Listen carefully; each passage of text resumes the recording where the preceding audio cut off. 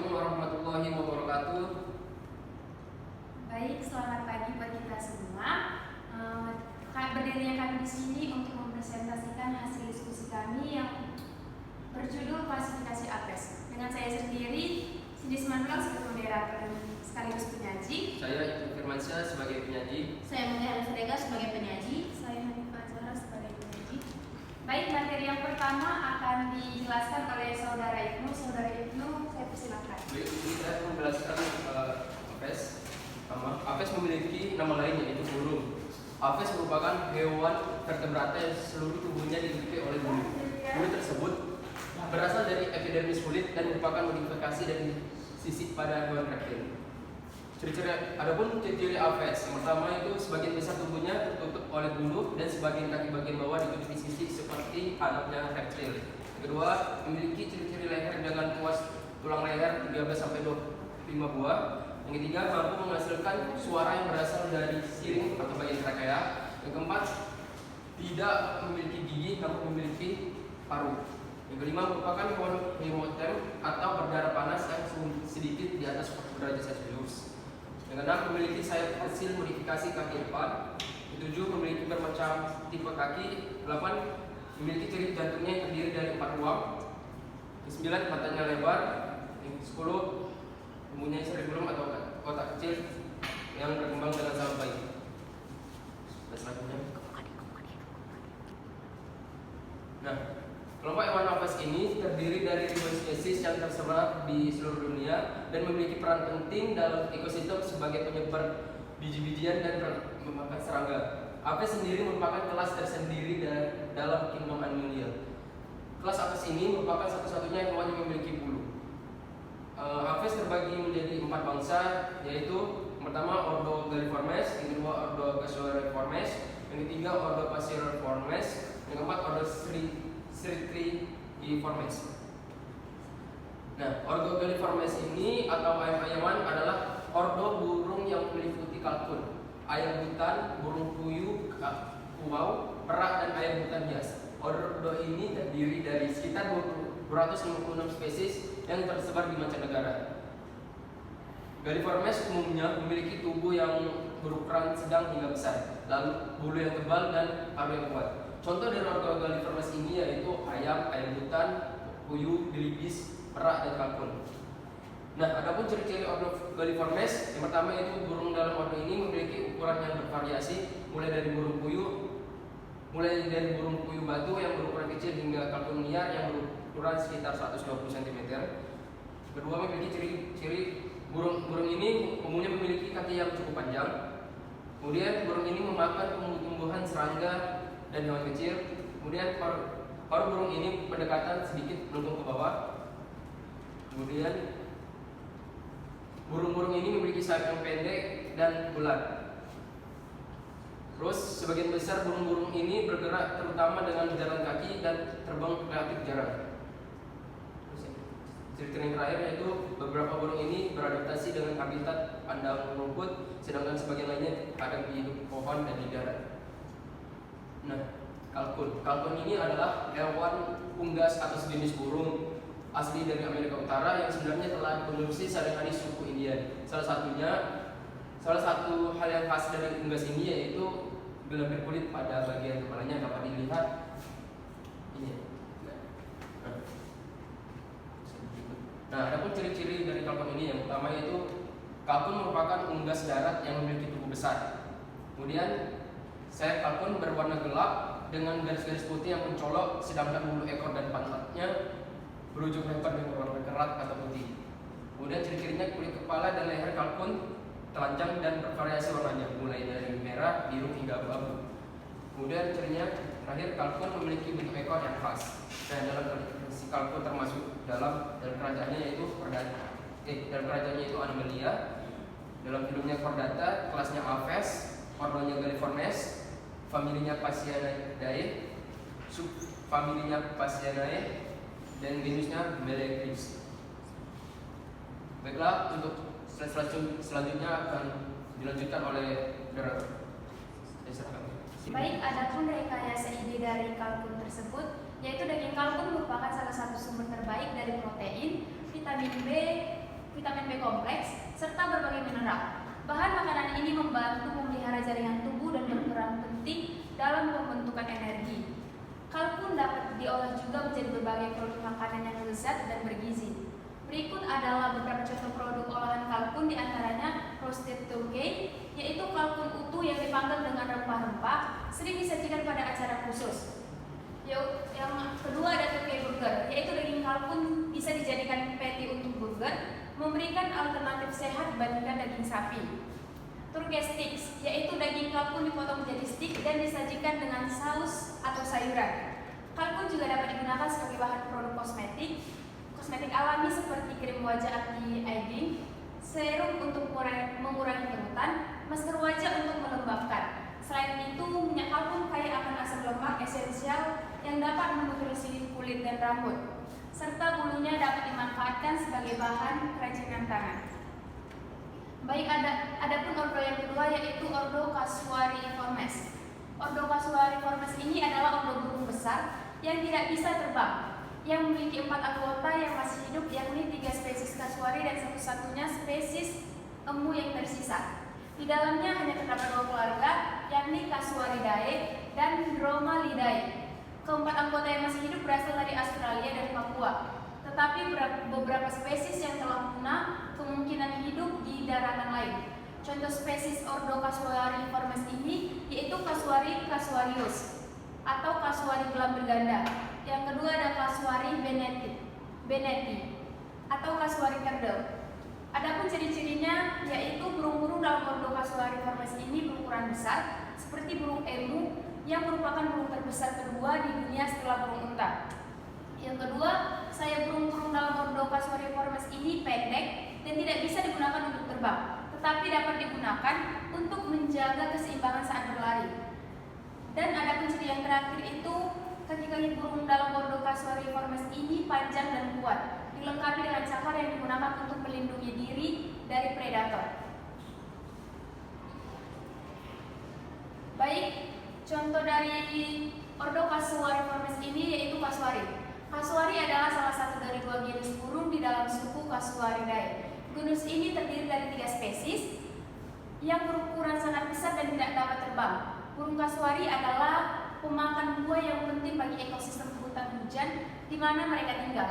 Melalui pola makan mereka membantu dalam penyebaran biji-biji tumbuhan yang berkontribusi pada mempertahankan keragaman hayati. Adapun ciri-cirinya yaitu kasuari memiliki tubuh yang besar, leher yang panjang. Kasuari merupakan jenis burung tak bisa terbang yang dapat dikenali dengan kaswe helm mereka. Betina lebih besar dan lebih berwarna cerah. Kasuari dewasa setinggi 1,5 sampai 1,8 meter, meskipun beberapa betina mencapai 2 meter dan berat 58,5 kg. Adapun klasifikasinya yaitu kerajaan Animalia, film Chordata, kelas Aves, ordo Casuariiformes, family Casuaridae, genusnya Casuarius. Baik, adapun rekayasa ide dari burung kasuari ini, Casuari gelam berganda atau Casuarius casuarius memiliki pemanfaatan yang sangat spesifik dalam tradisi masyarakat, terutama di kawasan Papua dan sekitarnya. Berikut adalah beberapa aspek pemanfaatannya. Yang pertama, sumber pangan. Daging kasuari ini merupakan sumber protein yang penting bagi masyarakat lokal. Burung ini diburu untuk konsumsi sehari-hari, terutama dalam acara-acara khusus atau perayaan. Dagingnya dianggap lezat dan bergizi, sehingga menjadi pilihan utama dalam menu makanan tradisional. Yang kedua ada ritual dan upacara adat. Kasuari ini seringkali diintegrasikan dalam berbagai ritual dan upacara adat. Dalam beberapa suku seperti suku Nduga, daging kasuari ini digunakan sebagai persembahan dalam upacara penting, seperti pernikahan ataupun upacara penyambutan tamu. Hal ini mencerminkan penghormatan terhadap burung tersebut dan nilai simbiolisnya dalam konteks sosial. Yang ketiga ada penggunaan bulu. Bulu kasuari juga dimanfaatkan dalam pembuatan hiasan kepala dan kostum tradisional. Hiasan ini sering digunakan dalam tarian adat, upacara budaya lainnya, melambangkan kekuatan dan keindahan. Bulu kasuari ini dianggap memiliki nilai estetika yang tinggi dan seringkali menjadi simbol status dalam masyarakat. Dan yang terakhir ada perdagangan.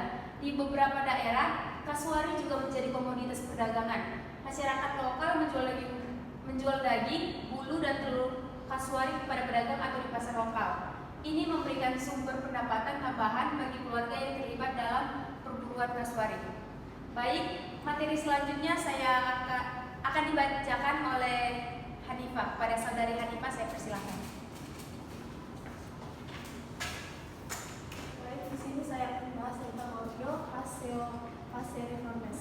Ordo Passeriformes merupakan jenis Aves kosmopolit yang mana penyebarannya pada habitat yang luas. Kerabat Passeriformes ini diantaranya seperti burung gereja dan bukit. Salah satu Aves yang mudah ditemui di sekitarnya. Kerabat Passeriformes burung juga sering ditemui di hutan sekunder seperti semak, belukar, contohnya cucak kutilang. Ordo Passeriformes juga dikenal sebagai Aves kicau dan bernilai ekonomi, seperti cucak kutilang dan berbagai lipat. Ciri-ciri dari Passeriformes ini adalah paruh burungnya ramping dan kuat, digunakan untuk mengambil makanan seperti biji-bijian, buah-buahan, serangga, dan nektar. Kemudian burung ini dikenal memiliki kemampuan bernyanyi yang indah dan kompleks. Sayap burungnya pendek dan kuat, serta dapat membantu mereka untuk terbang dengan lincah dan cepat. Kemudian burung Passeriformes ini merupakan pemakan omnivora atau pemakan segalanya. Selanjutnya ada Ordo Passeriformes. Ordo Passeriformes ini contohnya adalah burung gereja yang disebut juga sebagai burung pigai, yang merupakan jenis burung pipit kecil yang berasal dari keluarga Passeridae. Burung gereja mendiami kota-kota dalam jumlah yang sangat besar. Sparrow merupakan burung yang jinak dari suku burung liar dan memiliki tingkat adaptasi yang tinggi terhadap lingkungannya, seperti perubahan kondisi cuaca dan kesediaan pakan pomping predator. Ciri-ciri dari ordo ini adalah badan yang berbentuk kecil dan gemuk, berwarna coklat kelabu, memiliki ekor yang pendek, dan memiliki tulang yang kuat. Serta burung gereja jantan memiliki postur tubuh yang lebih besar dan tegak, dan burung ini memiliki postur yang juga lebih kecil dan mengena. Klasifikasi dari burung Passeriformes ini adalah yang pertama itu ada kingdom, yaitu kingdomnya Animalia dengan filum Chordata, kelasnya Aves, ordonya Passeriformes dengan genus Passer dan famili Passeridae. Kemudian ada rekayasa dari burung Passeriformes ini. Burung gereja hidup di daerah perkotaan dapat digunakan sebagai indikator tingkat polusi. Mereka memiliki konsentrasi logam berat seperti Cu, Pb, dan Zn yang lebih tinggi dibandingkan dengan burung-burung yang hidup di daerah bebas polusi. Burung gereja dapat membantu mengurangi hama lingkungan. Mereka memakan serangga dan hama lain yang dapat merusak tanaman. Burung gereja berperan sebagai komponen ekosistem yang penting. Mereka berkontribusi pada proses penyebaran biji dan sebagai predator hama, sehingga membantu menjaga keseimbangan ekosistem. Burung gereja yang hidup di daerah perkotaan juga dapat digunakan sebagai spesies kunci untuk konservasi lingkungan. Mereka dapat memberikan informasi tentang lingkungan dan perubahan ekosistemnya. Terima kasih, saya kembalikan kepada Anda. Baik, materi selanjutnya akan dijelaskan oleh saudari Muti. Kepada saudari Muti saya persilakan. Baik, di sini saya akan menjelaskan tentang Ordo Strigiformes. Burung hantu adalah kelompok burung yang merupakan anggota dari Ordo Strigiformes. Burung ini termasuk golongan burung buas atau karnivora, pemakan daging, dan merupakan hewan malam atau nokturnal. Seluruhnya terdapat sekitar 222 spesies yang telah diketahui yang menyebar di seluruh dunia, kecuali Antartika, sebagian besar Greenland, dan beberapa pulau-pulau terkecil. Nah, ada ciri-ciri morfologi dari Ordo Strigiformes. Yang pertama, kepala besar dan bulat. Kedua, lubang telinga lebar seringkali tertutup oleh lipatan kulit. Nah, yang ketiga, ada beberapa memiliki berkas telinga yang tegak. Yang keempat, paruh pendek, paruh yang bengkok tajam seperti paruh elang. Kemudian yang keempat, itu adalah susunan bulu di kepala yang membentuk lingkaran wajah. Nah, tampilan wajah Strigiformes ini demikian mengesankan dan terkadang menyeramkan. Baiklah, di sini ada rekayasa ide pada burung hantu. Di sini kami mengambil pada burung hantu sawah atau Tito alba yang dimanfaatkan sebagai predator alami untuk mengendalikan hama tikus yang sering merusak tanaman padi di daerah seperti Demak, Jawa Tengah. Petani telah mengembangkan rumah burung hantu di lahan pertanian untuk menari burung ini bersarang. Dengan satu pasang burung hantu per 20 hektar, populasi tikus dapat ditekan secara signifikan meningkatkan hasil panen. Inisiatif ini tidak hanya membantu petani mengurangi kerugian akibat hama, tetapi juga mendukung keberlanjutan ekosistem pertanian. Selanjutnya saya kembalikan kepada moderator. Baik, adapun kesimpulan dari klasifikasi APES kami ini, kalkun, burung kasuari, burung gereja, dan burung hantu adalah empat jenis burung dengan ciri khas yang sangat berbeda. Kalkun adalah burung besar yang dikenal karena ukuran tubuhnya yang besar dan bulu ekor yang lebar, serta sering dijadikan simbol perayaan, terutama di Amerika Utara. Burung kasuari yang merupakan burung besar yang tidak bisa terbang berasal dari hutan tropis Australia dan Papua Nugini. Dengan kaki yang sangat kuat dan cakar tajam, burung ini bisa menjadi sangat berbahaya jika merasa terancam.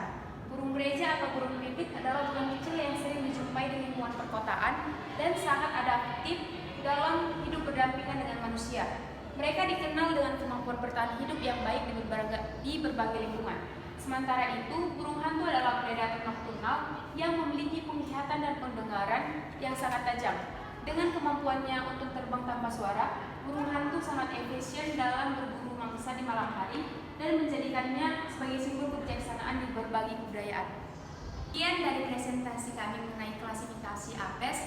Selanjutnya kami akan mempresentasikan hasil pengamatan kami di Galeri Rahmat tentang hewan mamalia yang akan disampaikan pertama oleh Ibnu Firmansyah. Pada Ibnu saya persilakan. Baik, di sini saya akan menjelaskan pengamatan yang dari Rahmat. Yang pertama itu kucing liar Kanada. Kucing liar Kanada juga dikenal sebagai Lynx Kanada. Lynx Kanada adalah salah satu dari 4 spesies kucing dari genus Lynx. Hewan ini adalah karnivora yang berukuran sedang dan memiliki hubungan yang sangat erat dengan Lynx Eurasia atau Lynx dan Bobcat atau Lynx rufus. Lynx Kanada memiliki adaptasi fisik khusus yang memungkinkannya bertahan hidup di lingkungan yang dingin dan salju. Nah, adapun ciri-ciri kucing liar Kanada. Yang pertama itu memiliki ukuran panjang 80 sampai 100 cm dengan berat 8 sampai 17 kg. Kemudian bulunya tebal, coklat keabu-abuan dan mempunyai bulu titik gelap. Kemudian kaki besar dan berbulu, berfungsi seperti sepatu salju. Kemudian telinganya berumbai hitam di ujung, berbentuk segitiga. Serta penglihatannya sangat tajam, terutama di malam hari.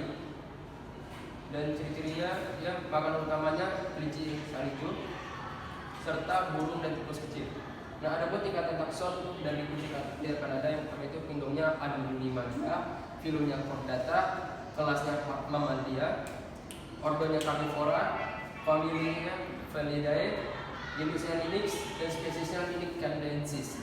Baik, untuk selanjutnya akan dijelaskan oleh Cindy. Untuk sini saya persilakan. Baik, materi selanjutnya akan dijelaskan oleh Saudari Muti. Kepada Saudari Muti saya persilakan. Baik, di sini saya akan menjelaskan tentang beruang kutub atau polar bear. Beruang kutub dalam bahasa Inggrisnya polar bear atau beruang es atau dalam nama ilmiahnya Ursus maritimus adalah mamalia besar dalam marga keluarga biologi Ursidae. Ia termasuk spesies Circum polar yang terdapat di sekitar benua paling utara bumi, yaitu benua Arktik, dan termasuk beruang paling karnivora di antara keluarga beruang lainnya. Nah, ada pun ciri-ciri beruang kutub. Yang pertama, beruang kutub jantan memiliki berat antara 400 sampai 600 kg dan terkadang dapat mencapai lebih dari 800 kg dengan tinggi mencapai lebih dari 2,5 meter. Yang kedua, memiliki bulu putih tebal. Ketiga, memiliki cakar besar dan kuat. Yang keempat, moncong memanjang dan giginya tajam. Adapun tingkatan taksonnya, yang pertama kerajaannya itu Animalia, filumnya Chordata, kelasnya Mamalia, ordonya Carnivora, familinya Ursidae, genusnya itu Ursus, sedangkan spesiesnya Ursus maritimus. Selanjutnya saya kembalikan kepada moderator. Baik, materi selanjutnya saya akan menjelaskan sendiri, yaitu harimau atau Panthera tigris, di mana harimau Panthera tigris ini adalah spesies kucing terbesar yang masih hidup dari genus Panthera. Mereka adalah pemangsa puncak yang ditemukan di Asia dengan beragam subspesies yang memiliki ciri khas dan habitat masing-masing. Adapun ciri-ciri harimau yaitu memiliki belang yang khas pada bulunya, memiliki ukuran yang besar dengan berat mencapai 150 sampai 250 kg, memiliki cakar dan gigi yang tajam untuk berburu dan memangsa-mangsanya. Memiliki pendengaran yang sangat tajam dan dapat mendengar suara mangsanya dari jarak jauh. Dan yang terakhir, memiliki indera penciuman yang sangat tajam dan dapat mencium bau mangsanya dari jarak jauh. Adapun tingkatan taksonnya yaitu kingdom Animalia, phylum Chordata, kelas Mammalia, ordo Carnivora, famili Felidae, genus Panthera, spesies Panthera tigris. Baik, selanjutnya akan dijelaskan oleh Saudari Hanifah. Pada Saudari Hanifah, saya persilakan. Baik, di sini saya akan membahas tentang macan tutul. Macan tutul dengan nama Latin Panthera pardus atau disebut juga harimau bintang adalah salah satu jenis kucing besar yang terkenal karena pindah bulunya yang berbintik-bintik. Hewan ini termasuk dalam keluarga kucing atau Felidae dan merupakan salah satu predator puncak yang adaptif. Ciri-ciri dari macan tutul ini adalah dapat mencapai kecepatan lari tertinggi 56 sampai 60 km per jam atau 35 sampai 30 km. Hidup secara soliter atau menyendiri kecuali pada musim berbiak, dan merupakan hewan nokturnal atau aktif pada malam hari. Memiliki kepala yang lebar, memiliki indera penglihatan dan penciuman yang tajam, dan memiliki kemampuan berenang serta melompat. Dan klasifikasi dari macan tutul ini adalah yang pertama kingdom Animalia, divisi Chordata dengan kelas Mammalia, ordo Carnivora, superfamilia Felidae, famili Pantherae, genus Panthera dan spesies Panthera pardus. Sekian dari saya kembali pada masyarakat. Baiklah, sekian dari hasil presentasi kami mengenai pengamatan kami di Galeri Rama tentang hewan mamalia. Jika ada salah, kami mohon maaf. Sekian dan terima kasih.